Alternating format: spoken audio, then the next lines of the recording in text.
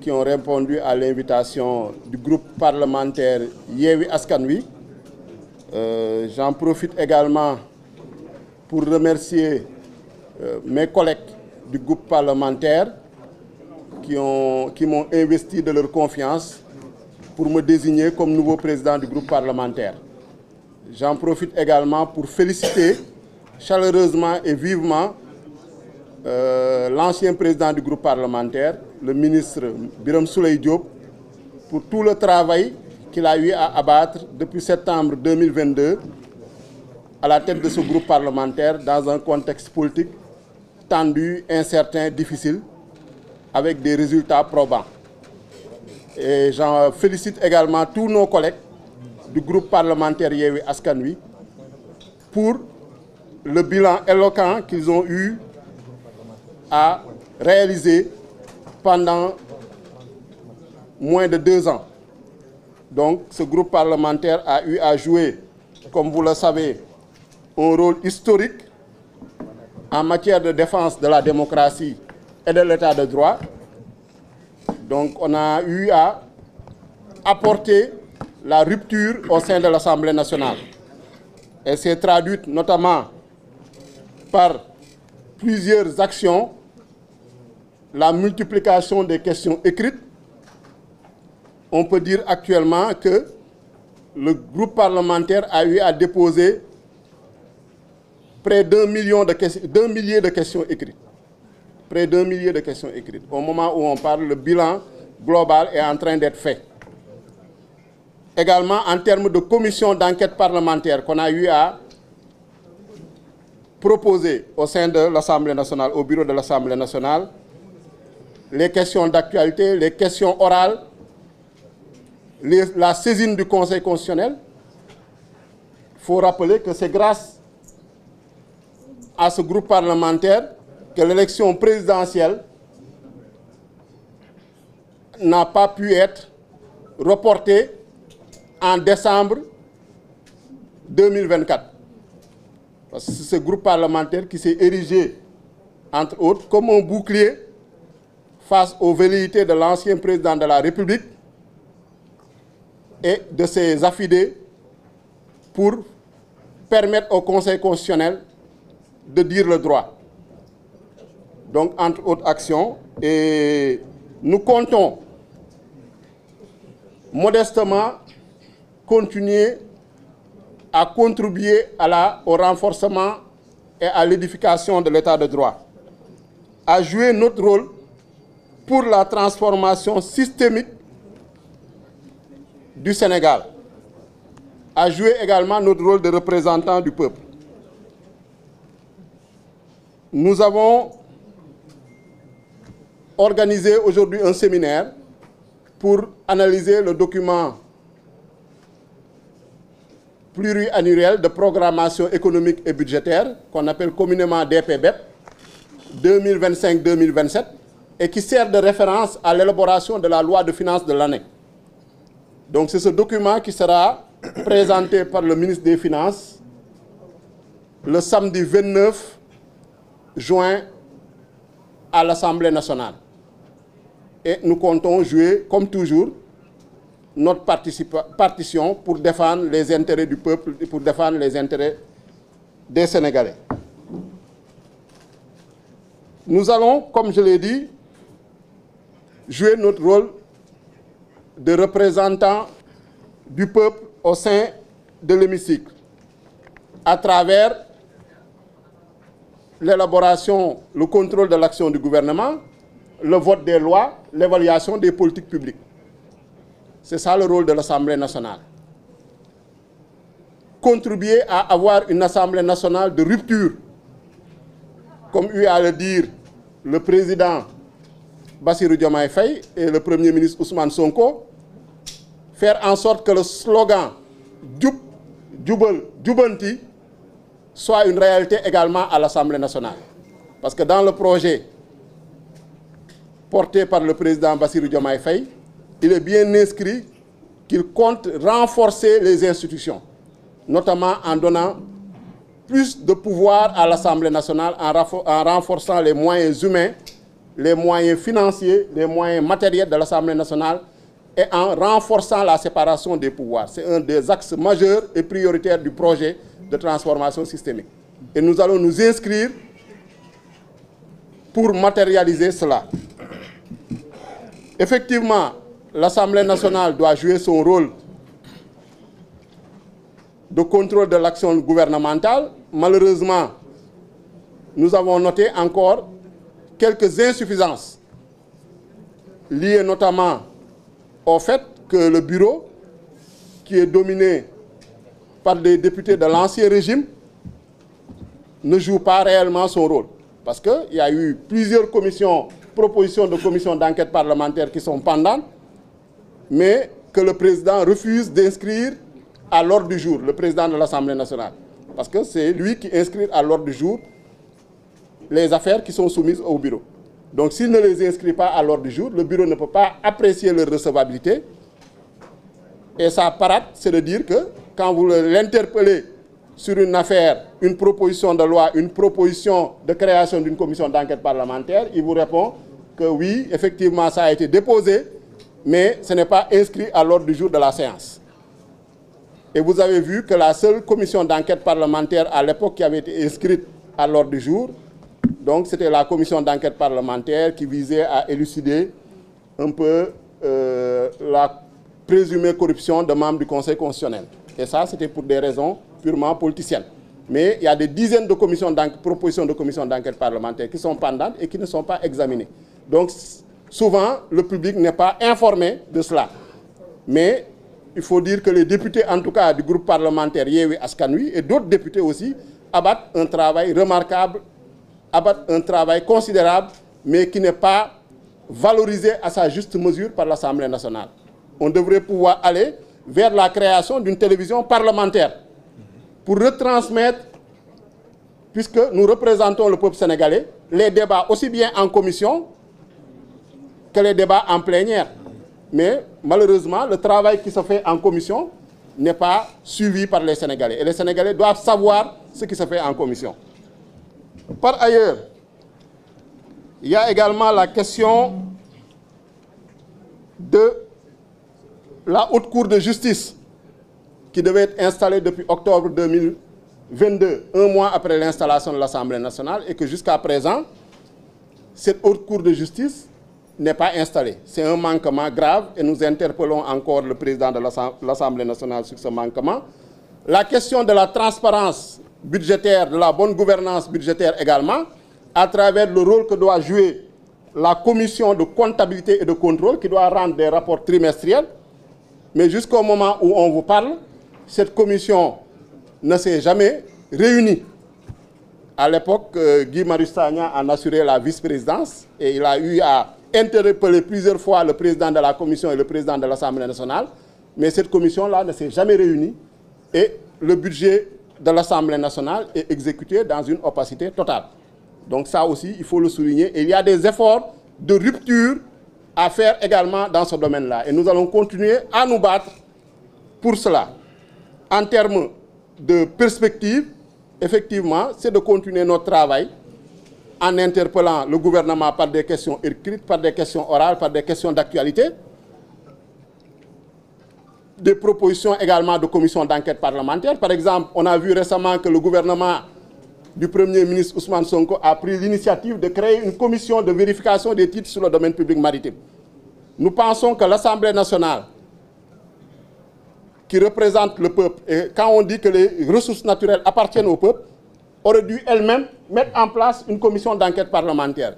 C'est à notre grand étonnement que l'Assemblée nationale, qui a été invitée à siéger dans ce comité, dans cette commission de vérification des titres sur le domaine public maritime, pour apporter la lumière sur l'opacité, la bamboula foncière qui sévit sur ce milieu-là, que l'Assemblée nationale a refusé de siéger. Et nous, en tant que groupe parlementaire, nous dénonçons cela puisque c'est, en tout cas, un déni du législateur de jouer son rôle de contrôle de l'action gouvernementale. Nous aurons dû siéger parce qu'actuellement, l'Assemblée est en train de siéger dans des conseils d'administration, dans d'autres commissions. l'Assemblée siège dans pratiquement tous les conseils d'administration des sociétés nationales. Donc, on ne peut pas nous parler ici de séparation des pouvoirs. La séparation des pouvoirs, ça ne veut pas dire que les pouvoirs ne doivent pas collaborer entre eux. Donc, nous devons continuer à jouer ce rôle-là et nous pensons que l'Assemblée nationale, en tout cas, a failli sur ce plan-là à sa mission. Nous allons, en tant que groupe parlementaire, prendre des initiatives pour faire des visites au niveau du littoral, pour faire des visites, aller vers les Sénégalais, pour, en tout cas, avoir une meilleure compréhension des problèmes des Sénégalais et travailler en étroite collaboration avec le gouvernement pour y apporter des solutions. Voilà en tout cas la mission que l'on s'est assignée. Par rapport à la prochaine séance de débat d'orientation budgétaire, comme d'habitude, nous allons également porter la voix du peuple. Comme vous le savez, le débat d'orientation budgétaire permet de préparer la loi de finances 2025. Et nous sommes toujours dans l'exécution de la loi de finances 2024 qui a été adoptée sous l'ancien régime. Et cette loi de finances, effectivement, a des limites, nous le reconnaissons, mais nous sommes dans une période transitoire et puisque l'État est une continuité, il faut en tout cas exécuter cette loi de finances et à partir de 2025, là, le nouveau régime pourra élaborer sa propre loi de finances qui sera proposée par le gouvernement du président Bassirou Diomaye Faye. En attendant, nous allons discuter et analyser ce document de programmation budgétaire économique pluriannuel pour voir vraiment quelles sont les évolutions. On constate que déjà le budget, le principe de sincérité budgétaire a été bien pris en compte puisqu'on nous parlait d'un budget de 7 000 milliards, mais en réalité, dans le nouveau document, c'est corrigé, le budget est bien de 5 700 milliards. Et nous avons eu à le souligner plusieurs fois à l'Assemblée nationale, à l'ancien ministre de l'économie, à l'ancien ministre des Finances. Et la projection qui est prévue pour 2025, c'est d'aller vers un budget de 6 390 milliards. Donc il y a une évolution d'environ 600 milliards en valeur absolue. Donc ça, ce sont les principales informations, mais nous aurons le temps d'y revenir en séance plénière. Donc concernant l'autre sujet, c'est le règlement intérieur de l'Assemblée nationale. Et c'est un sujet assez grave qui est abordé parfois sous l'angle restrictif de la déclaration de politique générale du Premier ministre. Alors que le sujet est beaucoup plus large. Parce qu'il s'agit de faux et usage de faux. Il faut dire les mots tels qu'ils sont. De faux et usage de faux au sein de l'Assemblée nationale. Depuis septembre 2012, notre installation, on nous a distribué un règlement intérieur, le voici, qui est intitulé Règlement intérieur, Assemblée nationale, Règlement intérieur, édition juillet 2021. C'est ce règlement intérieur qui a été distribué à tous les 165 députés.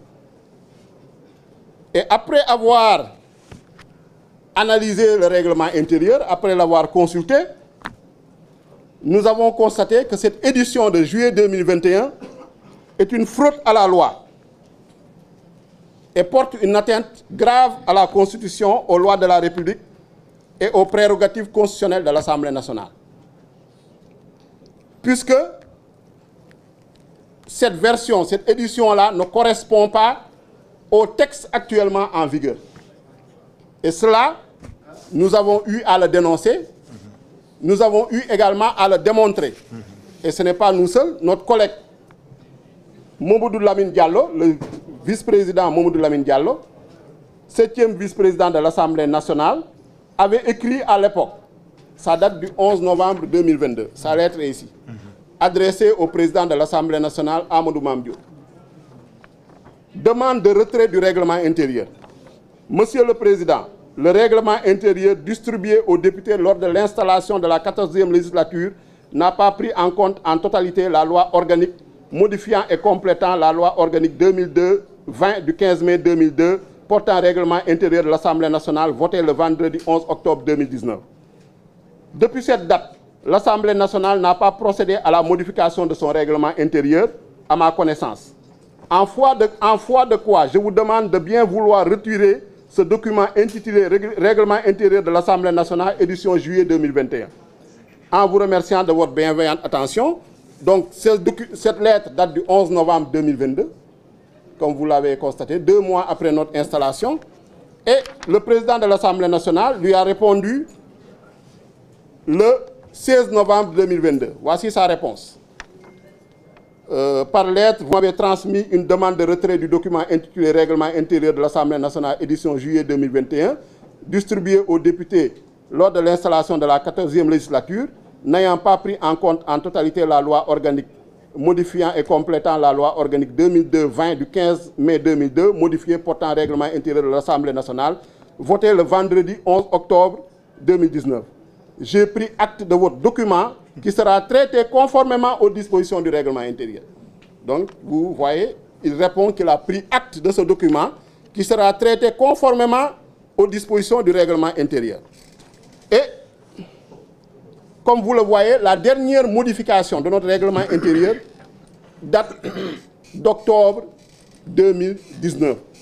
Et cette modification était motivée partiellement par la suppression à l'époque du poste de Premier ministre. Le poste de Premier ministre avait été supprimé de la Constitution. Donc le règlement intérieur, qui est une loi organique de la République du Sénégal, qui complète et précise la Constitution pour l'organisation et le fonctionnement de l'Assemblée nationale, en a tenu compte en sortant du règlement intérieur toutes les dispositions concernant le Premier ministre. Et voici la loi qui avait été adoptée à l'époque. Elle est là, c'est la loi organique modifiant et complétant la loi organique portant règlement intérieur de l'Assemblée nationale. Donc c'est la loi d'octobre 2019, du 11 octobre 2019, dont on vous parle, et qui dit que, je donne juste un exemple, je ne pourrais pas revenir sur toutes les falsifications qui ont été faites de ce règlement intérieur-là, qui est en circulation à l'Assemblée nationale et qui a été distribué depuis l'installation de la 14e législature, mais je vous donne quelques exemples. 3 exemples notamment. À l'article 3 de cette loi d'octobre 2019, on dit qu'au titre 3 sont abrogées les dispositions des articles 97, 98 et 99. En conséquence, sont supprimés les chapitres 22, 23 et 24 du règlement intérieur. Voici ce que dit la loi d'octobre 2019. Et depuis cette date, il n'y a aucune autre loi qui a été prise pour modifier le règlement intérieur. Donc, normalement, dans le règlement intérieur, les articles 97, 98, 99 anciens ne doivent plus être retrouvés parce qu'ils ont été supprimés. Les chapitres dont on te parle également ne doivent plus être retrouvés dans ce règlement intérieur-là puisqu'ils ont été abrogés. C'est ce que dit la loi organique modifiant le règlement intérieur en 2019. Donc, par voie de conséquence, donc tout ce qui est lié à la déclaration de politique générale ne figure plus dans le règlement intérieur. On vous a parlé d'un délai de 3 mois pour tenir la déclaration de politique générale, ça n'existe plus. C'est supprimé, c'est abrogé depuis 2019. Le délai de saisine de 8 jours pour tenir la déclaration de politique générale dans les 3 mois ne figure plus. La motion de censure ne figure plus dans notre règlement intérieur. La question de confiance ne figure plus dans le règlement intérieur. Donc c'est pourquoi en 2021, quand l'ancien régime des députés ont restauré le poste de Premier ministre en votant une nouvelle loi constitutionnelle. Vous avez tous suivi cet épisode-là. Mais aucune autre loi organique n'a été votée pour restaurer le poste de Premier ministre dans le règlement intérieur. Quand vous lisez le règlement intérieur en vigueur, le Premier ministre il est inexistant, il est absent, il n'existe pas dans notre règlement intérieur. C'est ça la vérité. Malheureusement, certains, en tout cas, dont il faudrait situer les responsabilités, puisque c'est avant notre installation que ce document-là, qui est édité en juillet 2021, donc, a été confectionné et lors de notre installation, il nous a été distribué. Et dans ce document, vous voyez, vous allez à l'article 97, on vous parle de déclaration de politique générale, alors que ça a été abrogé depuis 2019. Article 98, on nous parle de questions de confiance, alors que ça a été abrogé depuis 2019. Article 99, on nous parle de motion de censure. Ça a été abrogé depuis 2019. Donc, actuellement, il n'y a aucune disposition dans le règlement intérieur qui permet d'organiser, de préciser les modalités d'organisation et de tenue d'une déclaration de politique générale, d'une motion de censure et d'une question de confiance. Vous allez me dire, oui, mais c'est prévu dans la Constitution. Bien sûr, c'est prévu dans la Constitution. La Constitution, le constitutionnaliste, le législateur constitutionnel a fait son travail. Mais celui qui n'a pas fait son travail, c'est nous, en tant que parlementaires, de réviser le règlement intérieur suite à la révision constitutionnelle restaurant le poste de Premier ministre. Du coup, actuellement, la déclaration de politique générale est absente de notre règlement intérieur. La question de confiance est absente de notre règlement intérieur. La motion de censure est absente de notre règlement intérieur. Et le Premier ministre ne figure pas dans notre règlement intérieur. Vous pouvez lire tout notre règlement intérieur, on ne mentionne pas le Premier ministre. Donc c'est une faute grave de falsifier ce règlement intérieur pour y rajouter frauduleusement des dispositions qui n'existent pas. Mais nous, en tant que parlementaires, nous avons fait notre devoir en saisissant le président de l'Assemblée nationale, qui est l'autorité compétente, pour lui faire signaler ce problème depuis novembre 2022. En décembre 2022, notre collègue, membre du groupe parlementaire Yewwi Askan Wi, Guy Marius Sagna, a écrit au Premier ministre Amadou Ba pour lui l'informer de la falsification du règlement intérieur et de parler de l'impossibilité de tenir la déclaration de politique générale. Mais ils ont passé outre. Ils ont fait un passage en force. Nous, constatant que le président Amadou Mame Diop avait répondu en novembre 2022 en disant qu'il allait traiter la demande soumise par le député Mamadou Lamine Diallo, nous nous sommes dit que nous avons cru de bonne foi qu'il allait le faire. On leur a donné un délai raisonnable. Mais depuis novembre 2022, on est aujourd'hui au mois de juin 2024, rien n'a été fait. Aucune disposition n'a été prise, aucune initiative, aucune mesure. Et ce sont ces mêmes personnes qui nous parlent de oui, il faut tenir la déclaration de politique générale, oui, il faut la motion de censure, oui, la question de confiance. Alors qu'il suffisait simplement qu'on réunisse l'Assemblée nationale, qu'on rétablisse ces dispositions qui figuraient dans l'ancienne version avant 2019, avant octobre 2019, et que les députés votent et qu'on le remette dans le règlement intérieur pour régler le problème définitivement. Et je dis que nul ne peut se prévaloir de sa propre turpitude. Donc il faut qu'en tant que parlementaire, il est de notre responsabilité de régler ce problème-là, de réviser le règlement intérieur pour restaurer le poste de Premier ministre, pour réintégrer les dispositions concernant la politique générale, concernant la question de confiance, concernant la motion de censure et toutes les autres questions qui y figuraient faisant référence au Premier ministre. L'audition du Premier ministre actuellement, elle est impossible puisqu'elle ne figure pas dans notre règlement intérieur. Parce que nous, à l'Assemblée nationale, ce qu'il faut savoir, quand nous sommes en séance, il nous est permis de dire rappel au règlement. Quand il y a une violation de procédure, il y a une disposition qui permet de faire un rappel au règlement. Mais si la disposition ne figure pas dans le règlement, vous ne pouvez pas faire de rappel au règlement parce que vous ne pouvez pas faire un renvoi à la Constitution. Cela n'est pas accepté. Donc il faut que forcément ça figure dans le règlement intérieur pour que ça puisse être organisé, ça puisse être, en tout cas, faire l'objet d'une procédure comprise, d'une procédure intelligible, puisqu'on est dans un état de droit, on est dans un état organisé, on n'est ni au marché, ni dans un louma, ni dans une foire. On est dans un état, l'Assemblée nationale, c'est une institution sérieuse. Donc, il faut qu'on se respecte. On ne peut plus se contenter d'arrangements boiteux, on ne peut plus se contenter de compromis, en tout cas boiteux, pour organiser nos séances. Il faudrait que ce soit basé sur le règlement intérieur qui seul fait foi.